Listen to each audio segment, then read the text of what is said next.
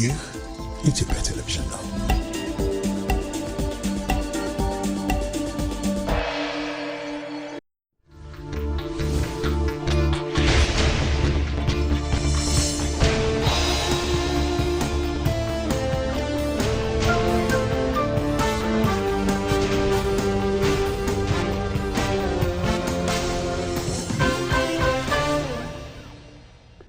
ሰኔ 22 2018 ዓመተ ምህረት ተናስልኝ እንደምናመሻችሁ ኢትዮጵያ ቴሌቪዥን ነው።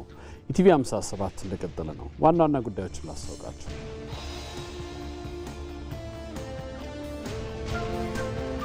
ጠቅላይ ሚኒስትር አብይ አህመድ ከሶማሊያ ፕሬዝዳንት ሐሰን ሼህ መሐመድ ጋር በሁለቱ ሀገራት የኢኮኖሚ ትብብር በደህንነትና ቀጠናዊ መረጋጋት ላይ ያተኮረ ውይይት አደረጉ።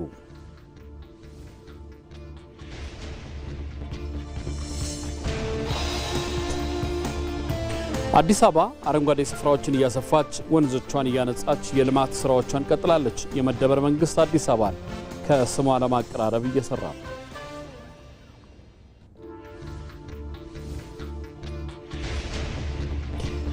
የኢትዮጵያ ሀገራዊ ምክክር ፍጹም ገለልተኝነቱን ጠብቆ የዜጎችን ድምፅ ማዕከል ያደረገ አካታች የህዝብ አደባባይ መሆኑን በተግባር አረጋግጠው ወሳኝ ምዕራፍ ላይ ደርሰዋል።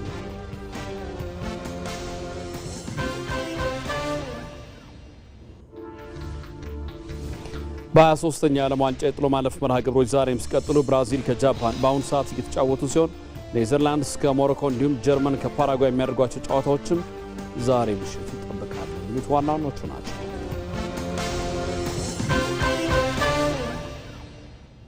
ከዜናዎቹ ጋር አንተነህ ደግፌ ነኝ። አብራችሁን ቆዩ። ጠቅላይ ሚኒስትር አብይ አህመድ ከሶማሊያ ፕሬዝዳንት ሐሰን ሼህ መሐመድ ጋር ተወያዩ። ውይይታቸው በሁለቱ ሀገራት የኢኮኖሚ ትብብር ደህንነትና ቀጠናዊ መረጋጋት ላይ ያተኮረ እንደነበር ጠቅላይ ሚኒስትሩ አብይ አህመድ ገልጸዋል። ኢትዮጵያና ሶማሊያ ከድንበር በላይ የሚጋሩት ነገር አለ፣ እሱም እጅግ ውድ የሆነውን ህዝባችንና የጋራ ዕጣ ፈንታችን ነው ብለዋል ጠቅላይ ሚኒስትር አብይ አህመድ።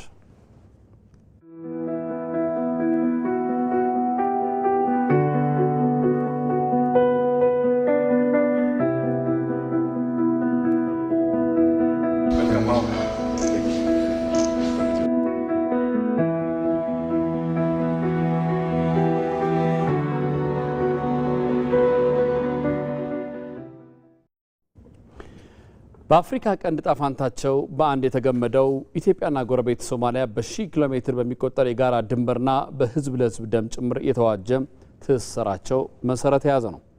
በሶማሊያ ችግር ጊዜ ኢትዮጵያ ፈጥኖ ደራሿ ናት። ይህ ጥብቅ ቁርኝት ያለው የሁለቱ ሀገራት ግንኙነት በወንድማማችነትና በመከባበር ላይ የተመሰረተ እንዲሆን ተቀራርበው እየሰሩ ነው። ለመሆኑ የኢትዮ ሶማሊያ ግንኙነትና ትብብር አስፈላጊነት እስከምን ድረስ ይዘልቃል ለሚለው አመክንዮ የሰለሞን ኃይለ ኢየሱስ ምልከታ ምላሽ አለው።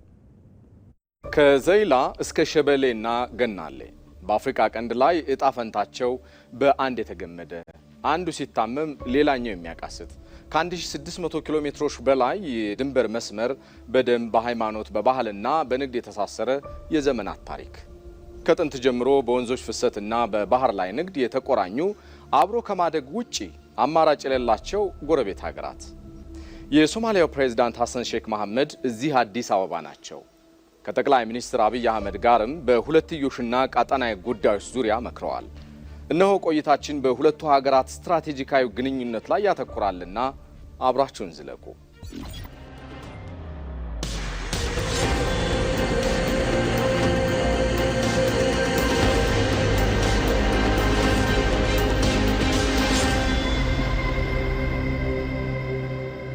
ኢትዮጵያና ሶማሊያ በአፍሪካ ቀንድ ውስጥ እጅግ ጥልቅ የሆነ የተፈጥሮ የጂኦግራፊና የስነ ልቦና ትስስር ያላቸው ሀገራት ናቸው። ጉርብትናቸው ከካርታ መስመር ባለፈም በህዝቦች ጥልቅ የዕለት ተዕለት ኑሮ ውስጥ ስር የሰደደ ነው። የኢትዮጵያ ማዕከላዊ ተራራዎች ወደ ምስራቅና ደቡባዊ ምስራቅ ቁልቁል እየወረዱ ሲሄዱ የሶማሌ ክልል ዝቅተኛ ስፍራዎችን አቋርጠው በቀጥታ ወደ ሶማሊያ ሰፋፊ ሜዳዎች ይሸጋገራሉ። ይህ የተፈጥሮ አቀማመጥ ታዲያ በመካከላቸው ምንም አይነት ግርዶሽ እንዳይኖር አድርጓቸዋል። ከዚህም ባሻገር የሁለቱ ሀገራት ህልውና በውሃ ሀብት ላይ በእጅጉ የተመሰረተ ነው። ከኢትዮጵያ ደጋማ ክፍሎች የሚነሱት እንደ ዋቢ ሸበሌና ገናሌ ያሉ ወንዞች የሶማሊያን አፈር እያረሰረሱ የግብርናና የህይወት መሰረት ሆነው ያገለግላሉ። በሌላ በኩል ደግሞ ህንድ ውቅያኖስን የሚያቋርጡ የባህር ነጋዴዎች ወደ ኢትዮጵያ የሚደርሱት የሶማሊያን ምድር ተሻግረው ነው። ይህ የተፈጥሮ ትስስር ታዲያ የሚያሳየን የአብሮነትና የጋራ ጣፈንታቸው እጅግ የተሰናሰለና ሊበጠስ የማይችል ስለመሆኑ ነው። የሁለቱ ሀገራት ግንኙነት እዚህ የደረሰው ታዲያ በርካታ ውጣ ውረዶችን ተሻግሮ ነው። የሶማሊያ ማዕከላዊ መንግስት የተጋረጠበትን የመከፋፈል ፈተና ተከትሎ ኢትዮጵያ በዝምታ አልተመለከተችውም። አልሸባብን በመዋጋት ረገድ የአሚሶምና የአትሚስ አካል በመሆን የኢትዮጵያ የቁርጥ ቀን ልጆች ለሶማሊያ ሰላም ደማቸውን አፍሰዋል፣ አጥንታቸውንም ከስክሰዋል። ይህ እውነታ ታዲያ የሁለቱ ሀገራት ግንኙነት ወደ ጥልቅ ወንድማማችነት የተሸጋገረበትን መስዋዕትነት በግልጽ የሚያሳየን ጭምር ነው። በጠቅላይ ሚኒስትር አብይ አህመድ የኢትዮጵያ የውጭ ግንኙነት ፖሊሲ መሰረት መደመርና በጋራ መበልጸግ ወይንም ዊን ዊን አፕሮች ላይ የተመሰረተ ነው። ይህ ሳቤ ከሶማሊያ፣ ከደቡብ ሱዳን፣ ከጅቡቲና ከሌሎችም ጎረቤት ሀገራት ጋር በኢኮኖሚ በመንገድና በኃይል አቅርቦት ለመተሳሰር ያለመም ጭምር ነው። ፕሬዚዳንት ሐሰን ሼክ መሐመድ ዳግም ወደ ስልጣን ከመጡ ወዲህም ይህንን የጋራ ራዕይ ለማሳካት ጥረቶች ተደርገዋል። የኢትዮጵያን የባህር በር ፍላጎትና የሶማሊያን ኢኮኖሚ ተጠቃሚነት ለማጣጣም በተለያዩ ጊዜያት ሁለቱ ሀገራት ውይይት ሲያደርጉም ቆይተዋል። የአሁኑም የሶማሊያ ፕሬዝዳንት እዚህ አዲስ አበባ የመገኘታቸው ወይም ደግሞ የመጎብኘታቸው ሚስጥርም የዚሁ የኢኮኖሚ የመንገድ የኃይል አቅርቦትና በአጠቃላይ በጋራ የመበልጸግ ዓላማን የሰነቀ ጭምር ነው። የኢትዮ ሶማሊያ የረጅም ጊዜ ዲፕሎማሲያዊ ግንኙነት አልጋ ባልጋም አልነበረም። የሁለቱ ሀገራት በጋራ የመልማት ፍላጎት ለማደናቀፍ የሶስተኛ ሀገራት ጣልቃ ገብነት ዋጋ ሲያስከፍላቸውም ቆይቷል። የኢትዮጵያ ታሪካዊ ጠላቶች ጊዜያዊ ፍላጎታቸውን ለማስፈጸም ሲሉ የሶማሊያን መሬት የውክልና ጦርነት ወይንም ፕሮክሲ ዋር ቀጠና ለማድረግ ደፋ ቀና ሲሉም ከራርመዋል። ሆኖም ለዘመናት በደም በሃይማኖት በባህልና በንግድ የተገመደው የሁለቱ ሀገራት ግንኙነት ቁርኝት በሚገባ የተረዱ የሁለቱ ሀገራት መሪዎች ሰላም አደፍራሾችን ያሳፈረ በጋራ መልማት ላይ ትኩረቱን ያደረገ የሁለትዮሽ ምክክርም አድርገዋል። የሁለቱን ሀገራት ቁርኝት በአሃዝ ስንመዝነው እውነታውን ይበልጥ ፍንትው አድርጎ ያሳየናል። ከ1600 ኪሎ ሜትር በላይ የድንበር መስመር ኢትዮጵያ በአትሚስ ስር ከ4000 በላይ ወታደሮቿን በማሰማራት ከራሷ አልፋ የሶማሊያን ደህንነት እየጠበቀች ትገኛለች። በየዓመቱ በሁለቱ ሀገራት መካከል በ100 ሚሊዮን ዶላር የሚቆጠር የድንበር ላይ የንግድ ልውውጥም ይካሄዳል። ይህንን የንግድ ግንኙነት ይበልጥ ለማጠናከር የሶማሊያ የባህር አቅም ከኢትዮጵያ ከ130 ሚሊዮን ሕዝብ የገበያ ፍላጎት ጋር በማስተሳሰር ትልቅ የኢኮኖሚ አብዮት መፍጠር ይቻላል። በዛሬው ዕለት ጠቅላይ ሚኒስትር አብይ አህመድ ከሶማሊያው ፕሬዝዳንት ሐሰን ሼክ መሐመድ ጋር ያደረጉት ውይይትም እነኚህን ስትራቴጂካዊ ግንኙነቶች ይበልጥ ለማጽናት ያለሙ ናቸው። መሪዎች በሁለቱ ሀገራት ኢኮኖሚያዊ ትስስር፣ ሰላምና ደህንነት እንደዚሁም ደግሞ ቀጠናዊ መረጋጋት ጉዳይ ተወያይተዋል። ሁለቱ ሀገራት ከድንበር ባሻገር ህዝቦቻቸውንና መጻኢ መዳረሻዎቻቸውን ጭምር የሚጋሩ መሆናቸውም በውይይታቸው አንስተዋል። ለማጠቃለል የኢትዮጵያና የሶማሊያ ግንኙነት በታሪክ ገመድ የተገመደ በደም የተሳሰረና በጋራ ጂኦግራፊያዊ እጣ ፈንታ ላይ የቆመም ጭምር ነው። የሶስተኛ ወገኖች ጣልቃ ገብነት የቀጠናውን ሰላም ሊፈታተን ቢሞክርም በስተመጨረሻ አሸናፊ የሆነው የህዝቦች የጋራ ተጠቃሚነትም ጭምር ነው። የአንካራው የሰላም ጠረጴዛም የሚያስተምረን አንድ ትልቅ እውነት አለ። ልዩነቶችን በውይይት መፍታት የሚል ከጋራ ተጠቃሚነት አልፎ ለቀጣዩ ትውልድ የምናወርሰው ታላቅ የሰላም ሐውልት ነው። ኢትዮጵያ ምንጊዜም ለጎረቤቶቿ ሰላምና አብሮ ማደግ እጆቿ የተዘረጉ ናቸው። የአፍሪካ ቀንድን ከጦርነት አውድማነት ወደ ኢኮኖሚያዊ ብልጽግና ማዕከልነት የመቀየር አቅሙ ያለውም ይሄው እውነተኛ የዲፕሎማሲ ብስለት ላይ ብቻ ነው። ኢትዮጵያ በምስራቅ አፍሪካ ፖለቲካዊ ታሪክ ውስጥ ለዘመናት የኖረውን ጎረቤትን እንደ ስጋት የመቁጠር አስተሳሰብ በመስበር ቀጠናውን ወደ ጋራ ልማትና ብልጽግና የሚያሸጋግር አዲስ ታሪካዊ ምዕራፍ እየጻፈች ነው። ባለፉት 8 ዓመታትም በጠቅላይ ሚኒስትር አብይ አህመድ የተቀረጸው የመደመር እሳቤ የውጭ ጉዳይ ስትራቴጂን ከባህላዊ የጸጥታ አጥር በማውጣት ለቀጠናው ሰላምና ለጎረቤት ሀገራት ቅድሚያ የሚሰጥ አብዮት ፈጥሯል። ለዚህም በቀጠናው በጠንካራ ወዳጅነት የተገነባው የኢትዮጵያና የሶማሊያ ግንኙነት ማሳያ ነው። ነጻነት ፍቅሩ ተጨማሪ አላት። የምስራቅ አፍሪካን ፖለቲካዊ ታሪክ ለዘመናት ሲቃኘው የኖረው ጎረቤትን እንደ ስጋት የመቁጠር የቀዝቃዛው ጦርነት አሮጌ አስተሳሰብ ነበር። እናም ትላንት ቀጠናው ወደማይመለስ ቀውስና ጦርነት ውስጥ እንዲገባ ያልተፈነቀለ ድንጋይ አልነበረም። ዛሬ ይህንን ሴራ የሚያፈርስ ይህንን መንገድ የቀየሰና የምስራቅ አፍሪካን ትርምስ ሌት ተቀን ሲመኙ ለነበሩ ኃይሎች አስደንጋጭና ታሪካዊ ምዕራፍ በኢትዮጵያ እየተጻፈ ይገኛል። ባለፉት 8 ዓመታት ኢትዮጵያ ወደ አዲስ ምዕራፍ ስትሻገር የቀጠናው የዲፕሎማሲ አስተላለፍም መሰረታዊ የታሪክ ጥፋትን አስተናግዷል። ጠቅላይ ሚኒስትር አብይ አህመድ ወደ አመራርነት ከመጡ በኋላ የኢትዮጵያን የውጭ ጉዳይ ስትራቴጂ ከባህላዊ የጸጥታ አጥር አውጥቶ ወደ የጋራ ብልጽግና ወይም የመደመር እሳቤ እንዲሸጋገር አስችሏል። ኢትዮጵያ ለቀጠናው ሰላምና ለጎረቤት ሀገራት ቅድሚያ በመስጠት የፈጠረችው ይሄው አዲስ የዲፕሎማሲ አብዮት የቆዩ የጥላቻ ትረካዎችን በተግባር በማፍረስ ከስጋት ቀጠና ወደ ዘላቂ የጋራ ልማት የመሸጋገር እውነታን በምስራቅ አፍሪካ ሰማይ ስር በጉልህ እንዲበራ አድርጎታል። በተለይም በዚህ ቀጠና ውስጥ የኢትዮጵያና የሶማሊያ ግንኙነት በጥርጣሬ በሴራ ፖለቲካና በውጭ ኃይሎች ጣልቃ ገብነት የታጠረ እንዲሆን የማይፈነቀል ድንጋይ አልነበረም። ነገር ግን አንድም በታሪክ አንድም በኢትዮጵያ የውጭ ግንኙነት አዲስ እሳቤ ይህንን እውን እንዳያደርጉ አስችሏቸዋል። የኢትዮጵያና የሶማሊያ ግንኙነት ከፖለቲካዊ ድንበር ባለፈ በደም በታሪክና በባህል የተጻፈ ጽኑ ውል አለው።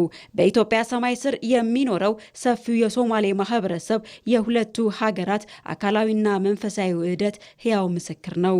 ኢትዮጵያ ለአልሻባብ መዳከምና ለሶማሊያ መንግስት መዋቅር መጽናት የከፈለችው የወርቅ ዋጋና የጀግናው መከላከያ ሰራዊት የደም መስዋዕትነትም ይህ ወንድማማችነት በቃላት ብቻ ሳይሆን በተግባር የተፈተነ መሆኑን ለታሪክ ያስመሰከረ ነው። We have recognized that the sacrifices that Ethiopian forces የኢትዮጵያ ወታደሮች ለሶማሊያ ሰላምና መረጋጋት የከፈሉትን መስዋዕትነት ፍጹም የምንዘነጋው ጉዳይ አይደለም። ለዚህም ዕውቅና እንሰጣለን።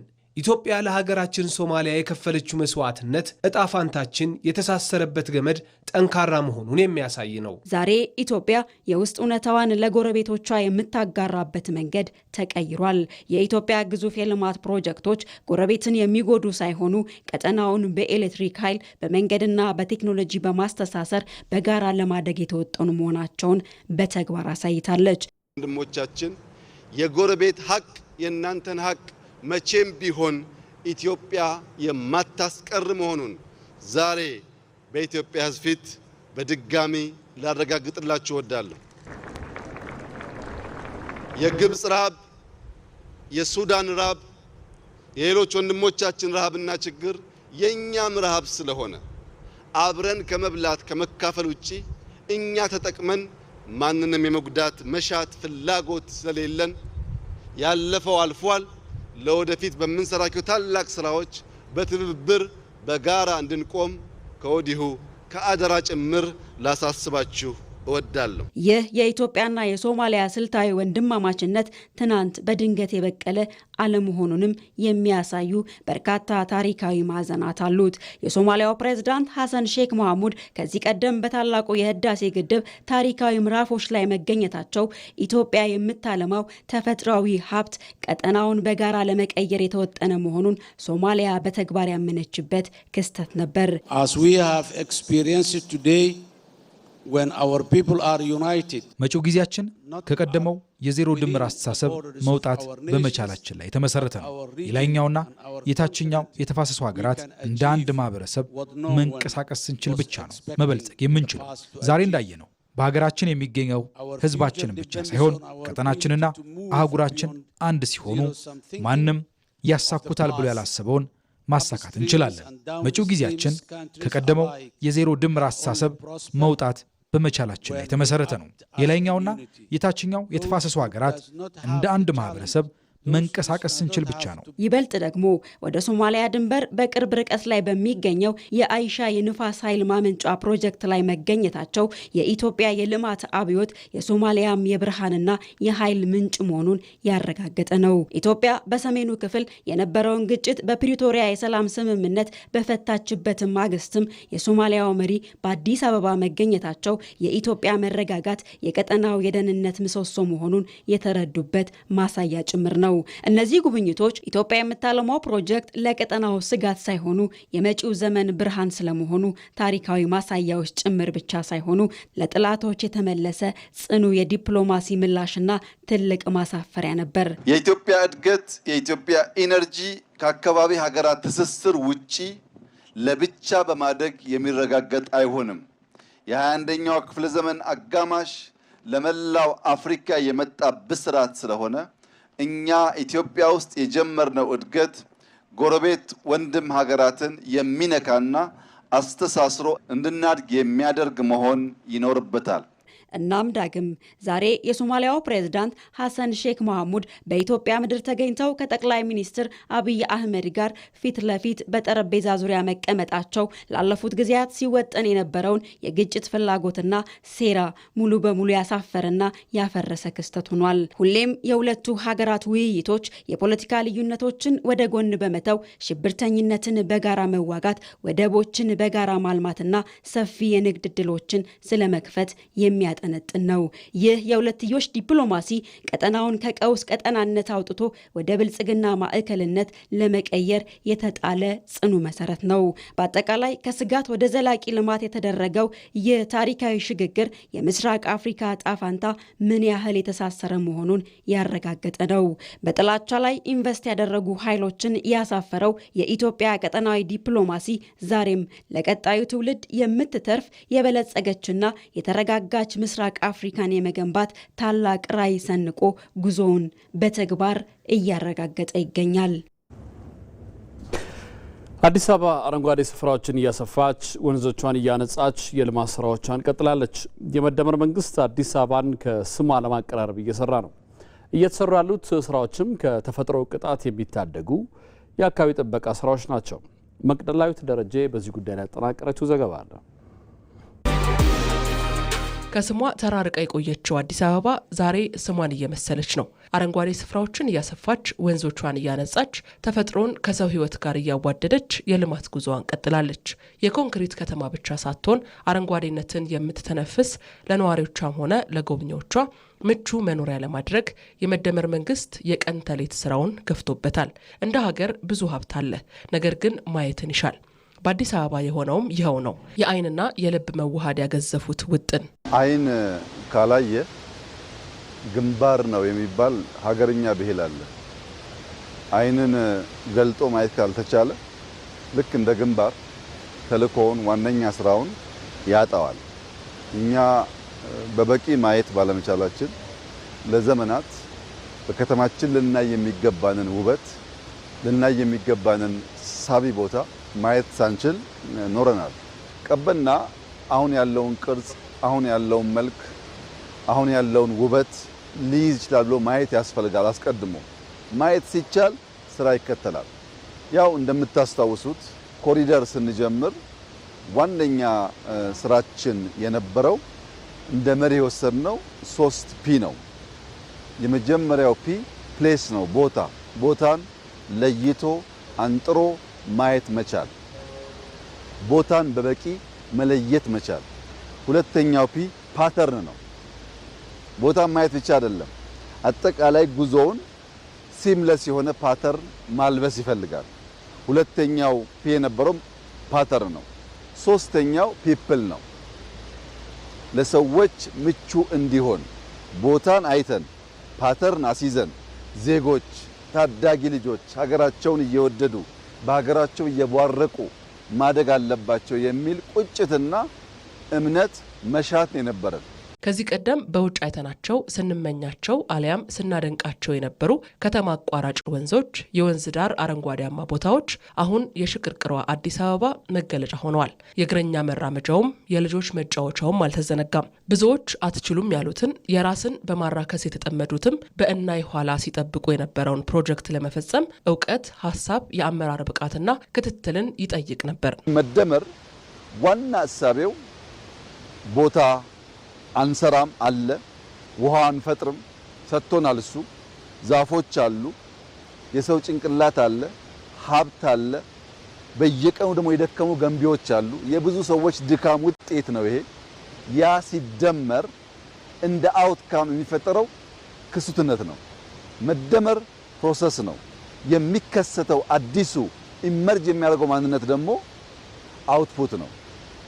ገንዘብን፣ ዕውቀትን፣ ጉልበትን፣ ሐሳብን፣ የአመራር ብቃትን፣ ሱፐርቪዥንን ስንደምር የዚህ ፕሮሰስ ውጤት የሚከሰተው አዲሱ ነገር ኢመርጅ የሚያደርገው ነገር እንደዚህ ያለው ውበት ይሆናል። የምንሰራውን የኮሪደር ስራ አትችሉም የሚል ድምጽ ከግራ ከቀኝ ጠዋት ማታ እንሰማለን። አትችሉም፣ አይሳካላችሁም፣ አትከናወኑም፣ ትጀምራላችሁ እንጂ አትጨርሱም የሚል ብዙ ድምጾች አሉ። የኛዎቹ ይገርመኛል። ሌሎቹ ግን አይገባችሁም እያሉን ነው። የለም ይገባናል፣ የለም እንችላለን፣ ጥንታውያን ነበርን፣ በመሃል ጠፍተን ሊሆን ይችላል፣ ብንሰናሰል፣ ብንደመር፣ ብንተጋገዝ ውብ አገር አለን፣ ከማናችሁም የማያንስ ኢኮሎጂ እኛም ተሰጥቶናል ብለን መናገር ብቻ አይደለም፣ ሰርተን ማሳየት አለብን። ለትውልድ የምትሰራ ሀገር ነገን የምታገለግል መሆን አለባት። ዛሬ የሚገነቡ መሰረተ ልማቶችን የሚያዩ ትውልድ ነገውን ይበልጡኑ እንደሚሰራውም አያጠያይቅም። አሁን ላይ እየተሰሩ ያሉት የአካባቢ ጥበቃ ስራዎችም ከተፈጥሮ ቅጣት የሚታደጉ ናቸው። ዛሬ መጠነኛ ለውጥ አይቼበታለሁ። በእርግጠኝነት ልጆቻችን ይሄን እያዩ አድገው በብዙ አስበልጠው አልቀው እንደሚሰሩ ጥርጥር የለኝም። ባሰብነው ልክ ሰርተናል ብዬ አልገምትም። ብዙ ማየት ስላልቻል፣ ብዙ ስለሚቸግር፣ ሰዎቻችንም ገብቷቸው ማገዝ ገና ስለሆነ በታየው ልክ አይደለም። ከዚህ በላይ ውብ መሆን ይችላል። በየቦታው ሌኮች ያስፈልጋሉ፣ ፍሩት ያስፈልጋል፣ ንጹህ ውሃን ማየት ያስፈልጋል፣ ወፎቹን ማየት ያስፈልጋል። ከተፈጥሮ ጋር ተስማምተን መኖር ካልቻል፣ ተፈጥሮ መንከባከብ ካልቻል የተፈጥሮ ቅጣት ከባድ ነው። ዓለም ላይ ልክ እንደ ሳይኮሎጂካል ዋርፌር እንደምንለው ኢኮሎጂካል ዋርፌርም አለ። ኢኮሎጂካል ዋርፌር ውሃ ላይ፣ አፈር ላይ፣ የአየር ንብረት ላይ የሚሰራ ስራ ነው። ልክ በሌላው አስተሳሰብን ሌላ ቦታ ወስዶ መትከል መንቀል እንደሚቻለው ሁሉ በኢኮሎጂም ዋርፌር አለ። የመደመር መንግስት በአዲስ አበባ የጀመረውን ስነ ምህዳር የመጠበቅና ከተማን የማስዋብ አብዮት ተቀጣጥሎ መላው ሀገሪቱን አዳርሷል። ያላመኑ ውጤቱን በማየት ሀሳቡን ሲገዙት፣ ቀድሞም ነገሩ የገባቸው ንጹህ ከተማና ሀገር ይገባናል ብለው ከስራው ጋር ተዋህደዋል። አሁንም የሰው ክብርን ከሚመጥነው የልማት ስራ ጋር ማበር ለዜጋው የተሰጠ ኃላፊነት ነው። ለ10 ዓመታት የአዲስ አበባ ቆሻሻ መጣያና የብክለት ምንጭ የነበረው የቀበና ወንዝ ታሪኩን ሙሉ በሙሉ በለወጠው በእንጦጦ ቀበና የወንዝ ዳርቻ ልማት ፕሮጀክት አማካኝነት የከተማው አዲስ የውበትና የስልጣኔ መገለጫ ሆኖ ለአገልግሎት በቅቷል። ፕሮጀክቱ በውስጡ ከእግረኞች መንገድ ጀምሮ የመዝናኛ ስፍራዎችና ግድቦችን የያዘና ለጤናማ አኗኗር ምቹ ሆኖ የተሰራ ነው። አለም ይልፉ ተከታዩን ዘገባ አሰናድታለች። የቀበና ወንዝ በጥንት የኪነ ጥበብ ስራዎች በዜማና በዘፈን እንጉርጉሮች ብቻ ውብና ማራኪ ተደርጎ የሚታወስ የናፍቆት መድረክ ነበር። ይሁን እንጂ ይህ በኪነት የገነነው ውበት በተግባር መሬት ላይ ከነበረው እውነታ ጋር ፍጹም የሚጋጭ ሆኖ ቆይቷል። ወንዙና ዳርቻዎቹ ለ10 ዓመታት የከተማዋ መጥፎ መገለጫ፣ የቆሻሻ መጣያና የፍሳሽ ማስወገጃ ሆነው ቆይተዋል። ያ ትውልድ በስስት የዘፈነለት ይህ ወንዝ አፍንጫን አስይዞ ፊትን የሚያሸሽ ሰውን የሚገፈትር ሽታ ምንጭ ከመሆኑም በላይ ለአካባቢው ነዋሪዎችም ጭምር ከፍተኛ የደህንነት ስጋትን የደቀነ የብክለት መናኸሪያ ነበር። የቀበና ወንዝን አበላሽተ ነው በዘመናት መካከል አትክልቶቹ፣ ዛፎቹ እየጠፉ ያ ድንቅ ተፈጥሮ ያ ድንቅ ውሃ ጠፍቶ ደርቆ የፍሳሽ መውረጃ ብቻ ሆኖ የብክለት ምንጭ ሆኖ ከርሟል። የአዲስ አበባ ልጆች ዋና በጣም ፍቅር ኖሯቸው በሚያሳዝን ሁኔታ ግን መዋኘት የማይችሉ ሆነው ነው ያደጉ ያሉት። በፍሳሽ ላይ ይዋኛሉ። ይህንን ማየት በተለይ እንደ መሪ እንደ ወላጆችም በጣም ከባድ ይመስለኛል። በየሽንት ቤቱ በወጣ ፍሳሽ ላይ እዚህ ከተማ ላይ የአዲስ አበባ ህጻናት ይዋኛሉ። ይሄ እኮ ይቆጫል። በጣም ትልቅ ቁጭት ነው ያሳደረብን። ነገር ግን ይህንን ታሪክ ሙሉ በሙሉ የቀየረና ከተማዋን ወደ ላቀ ስልጣኔና የውበት ማማ ላይ ያሸጋገረ ድንቅ የልማት ፕሮጀክት ይፋ ሆኗል። ግንባታው ተጠናቆ ለአገልግሎት ዝግጁ የሆነው የእንጦጦ ቀበና የወንዝ ዳርቻ ልማት ፕሮጀክት አዲስ አበባ በተግባር እያሳየችው ላለው ዘመናዊ የከተማ ሽግግርና የአረንጓዴ ልማት ስኬት ዋነኛ ማሳያ ነው። አካባቢው ድንቅ ልምላሜ ያለበት በርካታ መናፈሻዎች የተገነቡበት ያ ብክለት የጸዳበት የበሽታ ምንጭ ሳይሆን ዛሬ የፈውስ ምንጭ በርካታ ለፈውስ የሚሆኑ ቅጠላ ቅጠሎች ጭምር በባህላችን የሚታወቁ የተተከሉበት ምግብ የተተከለበት የምግብ ዛፎች፣ ፍራፍሬዎች፣ ቅመማ ቅመሞች ዙሪያውን ገና ስንሄድ ብለን ሽታውን እያጣጣም ነው አረፍ እያልን ሻይ ቡና እያልን እየተዝናናን የምንሄድበት ስፍራ ሆኗል። ይህ ፕሮጀክት ለአዲስ አበባ ከተማና ለነዋሪዎቿ የተበረከተ ታላቅ የትውልድ ስጦታ ነው። አይቻልም የሚለውን አስተሳሰብ በመስበር በትጋትና በቁርጠኝነት ከተሰራ ማንኛውንም ተግዳሮት ወደ አስደናቂ ስኬት መቀየር እንደሚቻል በተግባር የተመሰከረበት ህያው ማረጋገጫ ነው። እንደማይቻል ነበር የነገሩ እውነቱን ለመናገር እዚህ ጋር ትልቅ ግድብ እንዴት መገደብ ይቻላል? እዚህ ጋር እኮ የህዝብ መኖሪያ ስፍራ ነው። እዚህ ጋር ቅርብ ነው። እዚህ ጋር ብዙ ሰበቦች ነበሩ። እነኛን ሁሉ ሰበቦች ግን ማለፍ ችለን ጠንካራ ደፋር በሆኑ የሀገራችን ወጣት ባለሙያዎች ዲዛይን ተደርጎ በእነሱ እጅ ተገንብቶ እኛም ያለንን ለከተማችን ነዋሪዎች መስጠት ከሚገባውን ውስጥ አንዱ ይሄ ነው ብለን ተፈጥሮን ጠብቆ አዳዲስ እሴት ተጨምሮበት አምሮ ተውቦ በዚህ ስፍራ ላይ ለነዋሪዎቻችን እነሆ ለማለት ችለናል ማለት ነው። በተቀናጀ የመሰረተ ልማት ግንባታው ረገድም ፕሮጀክቱ አስደናቂ ውጤት የታየበት ሲሆን ከሁሉም በላይ ደግሞ አካባቢውን ውብ ያደረጉ የእግረኛ ድልድዮችም ጭምር ተገንብተውለታል። ወደ 10.6 ኪሎ ሜትር የአስፋልት መንገዶች ተሰርተዋል። አሁን ይሄ ኮከበ ጽዋን እንኳን ወስደን ስናይ ከወንዙ በማዶና በወዲ በኩል የአስፋልት መንገድ ተሰርተዋል። ከሐምሌ 19 በሁለቱም ሳይድ በጉለሌም በየካ ሳይድም እንደዚሁ አስፋልት መንገድ ተሰርቷል። ስለዚህ አጠቃላይ በአስፋልት መንገድ የሰራ ነው። ከወንዝ ዳርቻው ልማት ጋር ወስደን ብናይ ወደ 10.6 ኪሎ ሜትር መንገድ ተሰርቷል።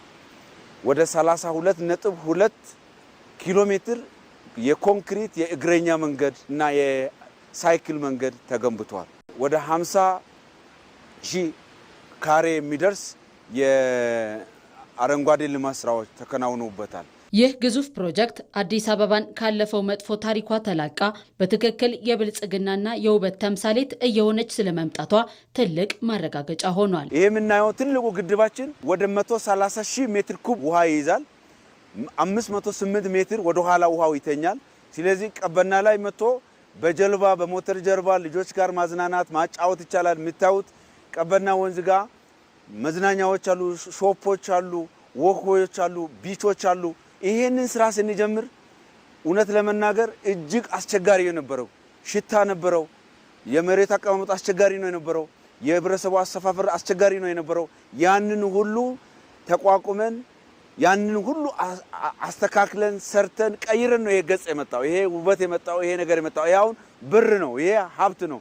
የአዲስ አበባን በዚህ መንገድ መግለጽ ማያሳፍረን ትልቅ ገጸ በረከት ለከተማችን ያመጣ ነው ማለት ነው። ይህ ግዙፍ ፕሮጀክት አዲስ አበባን በትክክል የብልጽግናና የውበት ተምሳሌት ማድረጉን በተግባር ያረጋገጠ ነው። ትናንት አፍንጫን አስይዞ ፊትን የሚያዞር የእንጦጦና የቀበና ወንዝ ዛሬ የከተማዋ አዲስ መልክ፣ የሰላምና የውበት መገለጫ መሆን ችሏል። የእንጦጦ ቀበና የወንዝ ዳርቻ ልማት ፕሮጀክት ለአዲስ አበባ አዲስ መልክና ትንፋሽ የሰጠ ድንቅ ስኬት ሆኖ ተመዝግቧል።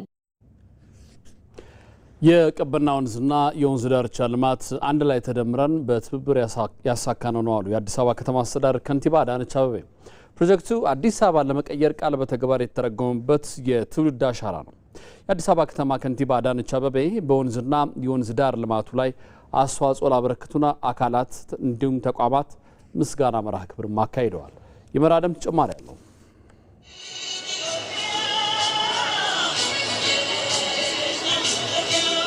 የቀበና ወንዝና አካባቢው መጥፎ ገጽታን ቀይሮ አዲስ ሕይወት ሲዘራ ከጀርባው የብዙዎች ላብ፣ እውቀት፣ ቁርጠኝነትና የማይታክት ለአስጨራሽ ጥረት አለበት። ይህንኑ ድንቅ ልማት ላደመቁ የልማቱ ባላሻራዎች በአዲስ አበባ ከተማ ከንቲባ አዳነች አቤቤ የምስጋና መርሃ ግብር ተካሂዷል። ፕሮጀክቱ ደግሞ እንደምታዩት በአይነቱ አዲስ ነው። የትውልድ ስጦታ ነው። የአዲስ አበባ ልጆች ከቤት ከተለያዩ ተቋማት በሚለቀቅ ፍሳሽ ላይ ሲዋኙ ውሃን ሲናፍቁ እያየን እጅግ ውስጣችን ይጎዳ ነበርና ዛሬ ከብክለት ነፃ የሆነ ለጤና ተስማሚ ያማረ በአካል ከመዋኘት ባለፈ ከሩቅ በፊልም ሲያዩ የከረሙትን አጠገባቸው ወይም ደግሞ ከአዲስ አበባ ወጣ ያሉ ቦታዎች ላይ የሚያዩትን በጀልባ ጭምር ወጣ ብለው እንዲዝናኑ እድልና በር የከፈተ በመሆኑ ይሄንን ስራ የሰራችሁትን ሁሉ በራሴም በከተማ አስተዳደሩም ስም እጅግ አድርጌ ማመስገን ወዳለሁ። ገሚሱ በዜማው ክንዶችን ሲያበረታ፣ ገሚሱ ደግሞ ሀሳብ አፍልቆ በልማት ለመቀየር እንዲታሰብበት ያደርጋል። ቀሪው ደግሞ ህልምን እውን ሊያደርግ ይገነባል። ታሪካዊው የቀበና ወንዝና የወንዝ ዳርቻ ልማት አሁን እውን የሆነው በዚህ ውሳቤ ነው። እነ ፀሐዬ ዮሐንስ እንደምና ቀበና ማልፍ ጉበና ያቅኔ ቀበኔ ፈና ይላሉ። ትርጉሙ በጣም ጥልቅ ነው። በግንባታ ብቻ ሳይሆን አርትም ሀገር እንደሚሰራ በጣም ያመላከተ ነው። በትርጉሙ ስናየው ለምንድን ነው የምንቃጠለው የሚለው ሀሩር እየመጣ እንደሆነ፣ ውሃ እየጠፋ እንደሆነ፣ ዛፍ እየደረቀ እየተጨፈጨፈ እየጠፋ እንደሆነ ያመላክታል። ሄደን ቀዝቀዝ ነፈስ እንበል የሚለው ደግሞ ቀበና ምን ያክል ነፋሻማ ስፍራ እንደነበረ፣ ዛፎች እንደነበሩት፣ ውሃው ቀዝቃዛ እንደነበረ ያመላከተ በትዝታ እንድንናፍቀው ሀሳብ ማመንጨት ከዚህም ነው የሚጀምረው ማለት ነው። የቀድሞ የቀበና ወንዝ ዳርቻ ዛሬ የውበት የጤናና የሰላም ስፍራ ሆኗል። ለዚህ ስኬት መሰረት የሆኑት ባላሻራዎች የተቸራቸው ክብርና ምስጋናም ለቀጣይ የከተማዋ የልማት ምዕራፎች አዲስ ጉልበት የሚሰጥ ነው። ፈጣሪ ሰጠን፣ ሰው አጠፋው፣ ሰው መልሶ ሊገነባውና እንደገና ሪቫይቭ እንዲያደርግ ሊያደርገው እንደሚችል ደግሞ ሀሳብ መጣ። እንገንባው የሚለው ትልቅ ራዕይ ተሰነቀ። ክቡር ጠቅላይ ሚኒስትራችን የሰጡን ትልቁ የቤት ስራ ይሄ ነበር። ቀበና ታሪኩ እንዲህ ነው፣ መልሰን ልንገነባው ይገባል፣ ልንጠብቀው ይገባል። ቀበና በራሱ ቅርስ ነውና የቀበናን ውሃ ተመልሶ ልጆች እንዲጫወቱበት በትዝታ ብቻ ሳይሆን እስከ መጪው ትውልድ ድረስ በተጨባጭ እንዲያገኙት እንስራው የሚል ነው። ይሄው ተባብረን በጋራ ሰራ ነው። አዲስ አበባን እንደ ስሟ ውብ ለማድረግ የሚደረገው ጥረት በተግባር የታየበት የቀበና ወንዝና የወንዝ ዳርቻ ልማት የከተማዋ አዲስ መለያ ሆኖ ለትውልድ ይሻገራል። ይህ እንዲሆን አሻራቸውን ያሳረፉ ያስተባበሩና የተባበሩ ሁሉም ሲመሰገኑ ይኖሩበታል። ያዜሙለትንም ሀሳብ ያመነጩትንም ሀሳቡን ወደ ዲዛይን የቀየሩትን ወደ ግንባታ ደግሞ ቀይረው ያው እንደዚህ የሚታይ የሚጨበጥ ያደረጉትን ያስተባበሩትንም የተባበሩትንም ሁሉ በከተማችን ነዋሪዎች ስም ከልቤ ማመስገን እወዳለሁ። ይሄ ፕሮጀክት ሆነ አጠቃላይ አዲስ አበባ እየተገነባችበት ያለው ፕሮጀክት ብድር አልተበደርንም፣ እርዳታ አላገኘንም። የከተማችን ግብር ከፋዮች በከፈሉን ግብር በቁጠባ ለፕሮጀክት አውለን ለጋራ ጥቅም አውለን ነው እየገነባን ያለ ነው። በመሆኑም የከተማችን የገቢዎች ቢሮ ሰራተኞች፣ አመራሮች እንዲሁም የፋይናንስ ቢሮ አመራሮችና ሰራተኞችን ከልብ ማመስገን ወዳለሁ። ግብር ከፋዮቻችን ብናመሰግናቸው ምን ይመስላችኋል? የቀበና ወንዝ ዳርቻ ልማት በወረቀት ላይ የነበረ ህልም ብቻ አልነበረም። የመዲናዋ አዲስ አበባን ገጽታ ለመቀየር የተገባው ቃል በተግባር ተፈትኖ ያሸነፈበት ታላቅ ማረጋገጫ ነው።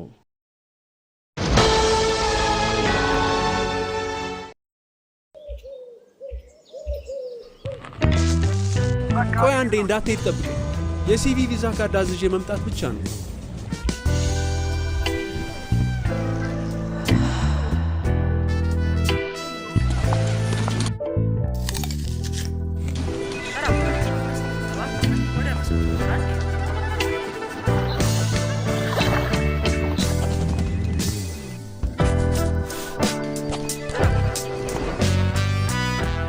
ባንኮ በመዳፉ በያዙት ስልኮ ቤቶ ድረስ ከተፍ ይላል። ሰላም ጤና ይስጥልኝ።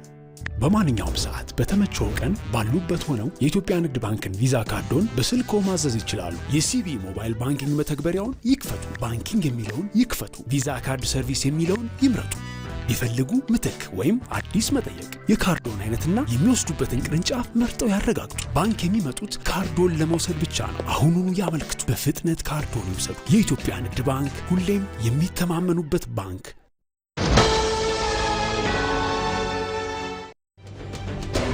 ኢዘዲን ካሚል እባላለሁ። በቲና ማርት ኮፋውንደር እና ሲኢኦ እንዲሁም ደግሞ በአይቤክስ ቴክኖሎጂስ እና ፕሮሞሽን ኮፋውንደር እና ሲኢኦ ነኝ።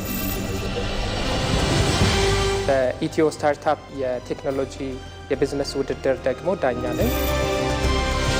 ፕላትፎርሙ አሁን ዌብ አፕ ነው፣ ኔቲቭ ሞባይል አፕ ነው ወይስ ምንድን ነው? ሀገራችን እንዲሁም ዓለም በአጠቃላይ በጣም በከፍተኛ ስፒድ ወደ ዲጂታል ትራንስፎርሜሽን እየሄደች እንደሆነ ይታወቃል። በዚህም ሂደት ውስጥ ዲጂታል ፕሮዳክቶች በጣም ከፍተኛ ኒድ አላቸው። ቴክኖሎጂ በጣም ወሳኝ ነው። ይህንን የቴክኖሎጂ ውድድር በኢቢሲ እንድትከታተሉ እጋብዛለሁ።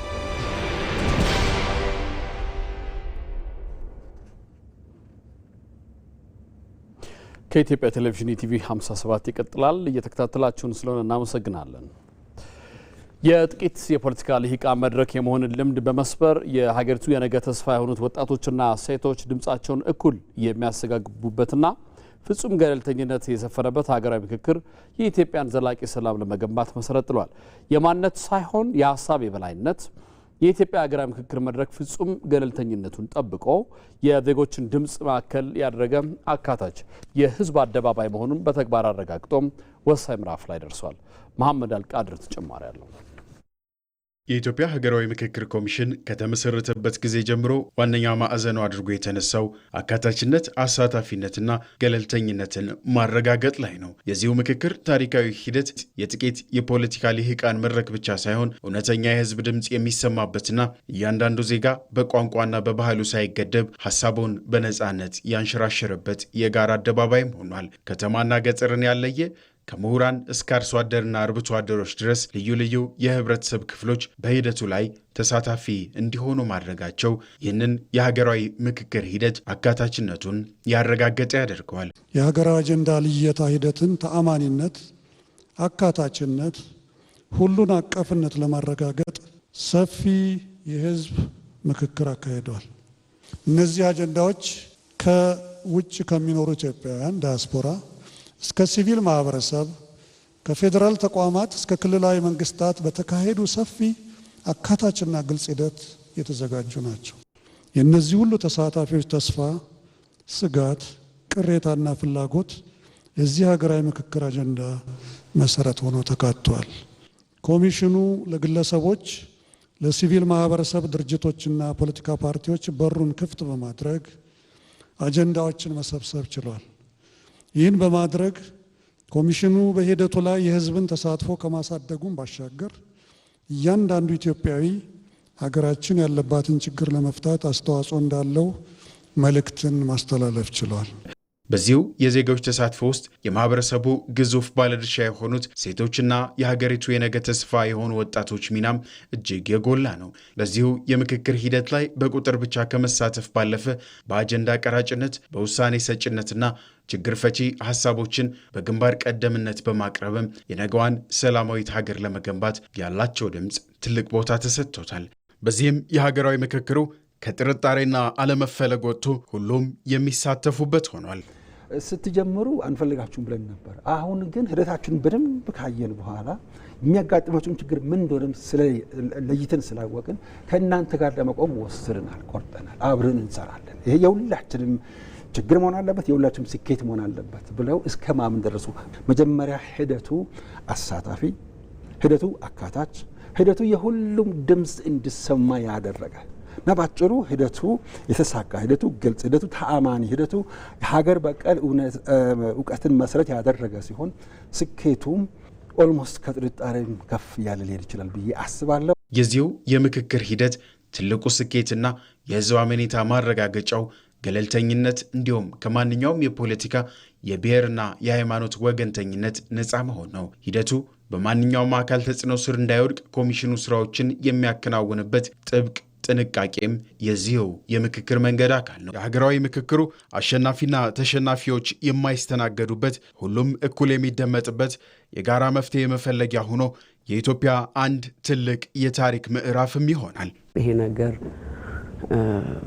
በሚጠናቀቅበት ጊዜ አንድ ትልቅ ምዕራፍ ኢትዮጵያ እንደተወጣች ነው የምቆጥረው። ሰው በአቋሙ የሚጠላላበት ምን አስቦ ነው ምን ተቸግሮ ነው ብሎ ማሰብ የለም፣ ያው መጥላት ነው። አሁን ግን አንደኛ ህዝቦች ሊተዋወቁ ነው። ይሄ ሁሉ 4000 ሰው ተቀምጦ በሚነጋገርበት ጊዜ አንዱ ስለሌላኛው ማህበረሰብ መረዳት ይጀምራል። ይደማመጣሉ። አብረው ያን ያህል ቀን አብረው ያሳልፋሉ። የሚደበቅ ነገር አይኖርም። ሁሉም ገበናውን ቁጭ አድርጎ የሚነጋገርበት ስለሚሆን አንድ ትልቅ ኢትዮጵያ አንድ ትልቅ ታሪካዊ ምዕራፍ እንዳለፈች ነው መቆጠር የሚኖርበት። ወሳኙ ምዕራፍ ላይ ያለው የሀገራዊ ምክክሩ የማንነት ወይንም የስልጣን የበላይነት የሚረጋገጥበት ሳይሆን የሐሳብ የበላይነት ብቻ የሚገዝፍበት፣ በዚህም እውነተኛ የዲሞክራሲ ልምምድ የሚረጋገጥበት የኢትዮጵያ ዘላቂ ሰላምና አንድነትን ለመገንባትም የተጣለ ጠንካራ መሰረት ነው።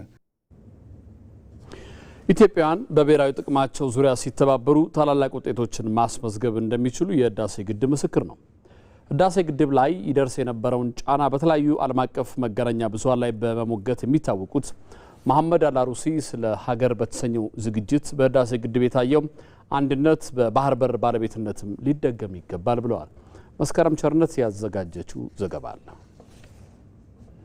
ኢትዮጵያ በረጅም ታሪኳ ብዙ ውጫዊ ጫናዎችንና ግጭቶችን ተቋቁማ አልፋለች። በተለያዩ ዘመናት የተለያዩ ሀገራትና ተዋናዮች የራሳቸውን ስትራቴጂካዊ ጥቅም ለማስከበር በኢትዮጵያ ጉዳዮች ላይ ተጽዕኖ ለማሳደር ሞክረዋል። ይህ በተለይ በታላላቅ ብሔራዊ ፕሮጀክቶች ጊዜ በግልጽ ታይቷል። የህዳሴ ግድብ ላይ ይደርስ የነበሩ ዓለም አቀፍ ጫናዎች በጉልህ ይነሳል። የተለያዩ ሀገራት እንደየጥቅማቸው አቋም ሲወስዱ፣ ኢትዮጵያም የራሷን መብትና የልማት ፍላጎት በዲፕሎማሲና በህግ ለማስረዳት ጥረት አድርጋለች። በተለያዩ መድረኮች ላይም ብዙ ኢትዮጵያውያን ለሀገራቸው ድምጽ ሆነዋል። እንደ መሐመድ አልአሩሲ ያሉ ግለሰቦች በዓለም አቀፍ ሚዲያዎችና መድረኮች የኢትዮጵያን አቋም በክርክርና በማስረጃ በማቅረብ ተከራክረዋል፣ ሞግተዋል፣ አሳምነዋል። ዛሬም ኢትዮጵያ የህዝቦቿ የዛሬና የነገ መጻኢ ዕድል መወሰኛ የሆነው የባህር በር ባለቤትነት ጉዳይን ከዳር ለማድረስ መንገድ ላይ ነች። ምንድነው ዓላማው? ኢትዮጵያ ታፍና እንድትቀር የባህር በር ሳይኖራት ሁሌ በባህር በር በተከበበችው አገራት እጅ ውስጥ ሆና እንደፈለጉ ጫና እንዲያደርጉባት ሆና እንድትኖር መፈለጋቸው የሚያሳየው ቀይ ባህር ከህዳሴ ግድብ እንደማያንስ ነው የሚያሳየው። ለኢትዮጵያውያን ቀይ ባህርና ህዳሴ ግድብን ለያይቶ ማየት አይገባቸው። ታሪክ ደግሞ አንድ ትልቅ ትምህርት ያስተምረናል። ኢትዮጵያውያን በብሔራዊ ጥቅማቸው ዙሪያ ሲተባበሩ ታላላቅ ውጤቶችን አስመዝግበዋል። በአድዋ የታየው አንድነት፣ በህዳሴ ግድብ የተገለጸው የህዝብ ተሳትፎ በጋራ ሲቆሙ ብሔራዊ ግቦች ሊሳኩ እንደሚችሉም አሳይተዋል። ዛሬም ስለ ቀይ ባህር ተደራሽነት፣ ስለ ኢኮኖሚያዊ ጥቅም ወይም ስለ ቀጠናዊ ደህንነት የሚነሱ ጉዳዮች በስሜት ሳይሆን በጠንካራ ዲፕሎማሲና ህጋዊ መሰረትን መነሻ በማድረግ ኢትዮጵያ የባህር በር ጉዳይን ጠረጴዛ ላይ አስቀምጣለች። ኢትዮጵያ ወደ ኋላ መለስ ስትል የባህር በር ያላት ትልቅ ሀገር ነበረች ለዘመናት ረጅም ጊዜ። አሁን ያንን ነገር ስትጠይቅ ኢትዮጵያ ይገባኛል ብላ ስትጠይቅ የሄደችው መንገድ ታሪካዊነቱን ሳታነሳ በፊት ታሪካዊ ንብረትነት እንዳላት፣ ታሪካዊ ሐቅ እንዳላት፣ ሁልጊዜ ኢትዮጵያ የባህር በር ሳይኖራት መኖር እንደማትችል ሳትገልጽ በፊት ወደ ውይይት ነው ሄደችው። ታሪካዊ መብት እንኳን እያላት ነው አካሄዷን ብታይ ባህር በር አገር ያላቸው ጋር ወደ ውይይት ነው ቀድማ ሄደች። የአንድ ሀገር ጥንካሬ በመሳሪያ ብቻ አይለካም። በህዝቦቿ አንድነት፣ በዲፕሎማሲያዊ ብልሃት፣ በኢኮኖሚ ጥንካሬና በብሔራዊ ጥቅሟ ዙሪያ በሚኖረው መግባባት ይለካል። ኢትዮጵያንም ሀገር አጣብቂኝ ውስጥ ስትገባ የሀገርን ሉዓላዊነት ለመዳፈር የሚሞክር ታሪካዊ ጠላት ሲመጣ ለሉዓላዊነታቸው አይበገሬ መሆናቸውን ለዓለም አረጋግጠዋል። ሉዓላዊነቷ ቀይ መስመር እንደሆነ በማንኛውም ስም፣ በድርድር ስም፣ አብሮ በመስራት ስም፣ በተለያዩ ሽፋን የሚመጡ ነገሮች አላማቸው ግን የኢትዮጵያ ሉዓላዊነትን መንካት ከውስጣቸው የያዙ አጀንዳዎቻቸውን ነው ብለን መልሰናል፣ ተከላክለናል። ኢትዮጵያን ታሸንፏትም አሸንፋችኋለች ደግሞ نتعامل بعقلية الانتقام على الإطلاق فهذا لا يليق بنا. የኢትዮጵያ ታሪካዊ ጠላቶች የኢትዮጵያ የመልማትና የማደግ ፍላጎት ለማደናቀፍ ሁሌም ቢሆን አርፎ አያውቁም። ውስጣዊ አንድነትን ለመናድ ባንዳዎችን በመቅጠር ህልማቸውን ለማሳካት ጥረዋል።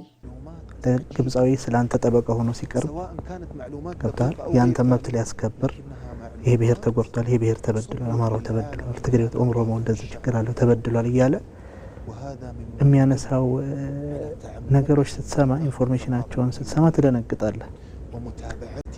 ይሄም ለኔ ምን ወሰድኩኝ ከዚህ የኢትዮጵያውያን ምን ያክል ስለ ሀገራችን እንደሚያውቁ ምን ያክል ደግሞ መጠንቀቅ እንዳለብን ያሳያል። ምክንያቱም በዚህ ደረጃ ካወቁ እኛ ጥንቃቄ መውሰድ አለብን፣ ክፍተቱን መዝጋት አለብን። የታሪክ ትምህርቱ ግልጽ ነው። ብሔራዊ ጥቅም የሚከበረው በአንድነት በጥበብና በጠንካራ ዲፕሎማሲ ነው። ኢትዮጵያውያኑም ለብሔራዊ ጥቅማቸው መከበር የትኛውን መድረክ ላይ በጋራና አንድነት መቆም ግድ ይላቸዋል።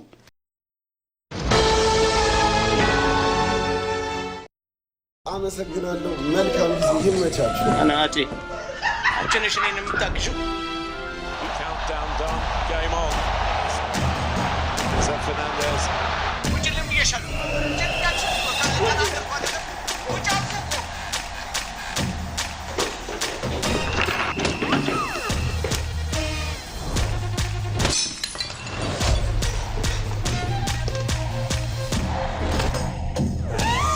ከቤታችን በዋይፋይ ከቤት ስንወጣ በሞባይላችን በዲኤስቲቪ ስትሪም በከፍተኛ ቅናሽ እንዲሁም ጎጆና ሜዳ ፓኬጆችን በነፃ ይዞ በቀረቡ የዓለም ዋንጫ ጥቅሎች ያሻንን በመምረጥ በኢትዮ ቴሌኮም ፈጣን ኔትወርክ ፈታ ብለን የእግር ኳሱ ዓለም ኮከቦችን ፍልሚያ እንካለን። ዓለም ዋንጫን ባለንበት። በመጨረሻም ስፖርት። በተወዳጁ ዓለም ዋንጫ ኔዘርላንድስ ከሞሮኮ ሌሊት 10 ሰዓት ላይ የሚያደርጉት የጥሎ ማለፍ ጨዋታ ይጠበቃል። ከየምድቦቻቸው ተመሳሳይ 7 ነጥብ ይዘው ያጠናቁት ሁለቱ ሀገራት በሶስቱም የምድብ ጨዋታዎች አልተሸነፉም። ከብራዚል ጋር አቻ የተለያየው የሞሮኮ ስብስብ ሙሉ ለሙሉ ከወከላቸው ሀገር ውጭ የተወለዱ መሆኑና ከ26ቱ ስብስብ 19ኙ የሌላ ሀገር ዜግነት ያላቸው መሆኑ ሞሮኮን ይበልጥ እንዳጠነከራት ይነገራል። አሰልጣኝ መሐመድ ኦሆቢ ይህን ቡድን በቅርቡ ይዘው ያጫወት መንገዱን የቀየሩበትና የገነቡበት መንገድ እያስወደሳቸው ነው። ምድብ 6ን በበላይነት ያጠናቀቀችው ኔዘርላንድስ በሶስቱ ጨዋታዎች 10 ግቦችን ተጋጣሚዋ ላይ እንደማስቆጠሯ ለሞሮኮ ከባድ ተጋጣሚ ትሆናለች ተብሎ ይጠበቃል። አሰልጣኝ ሮናልዶ ኮይማን ሞሮኮ ጥሩ ቡድን ነው፣ ጥንቃቄ የሚፈልግ ጨዋታ ይመስለኛል፣ 16ቱን ለመቀላቀል እንደ ቡድን ጥሩ ለመሆን ሞክራለን ሲሉ ተደምጠዋል። በአሁኑ ሰዓት በብራዚልና ጃፓን መካከል እየተደረገ ባለው ሌላኛው የጥሎ ማለፍ ጨዋታ ጃፓን ብራዚልን 1-0 እየመራች ነው። በሌላ በኩል ምሽት 5 ተኩል ላይ ጀርመን ከፓራጓይ ይጫወታሉ። ከኢትዮጵያ ቴሌቪዥን ኢቲቪ 57 አብቅቷል። ስለተከታተላችሁ እናመሰግናለን። አንተነህ ደግፌ ነኝ። ሰላም ደሩ።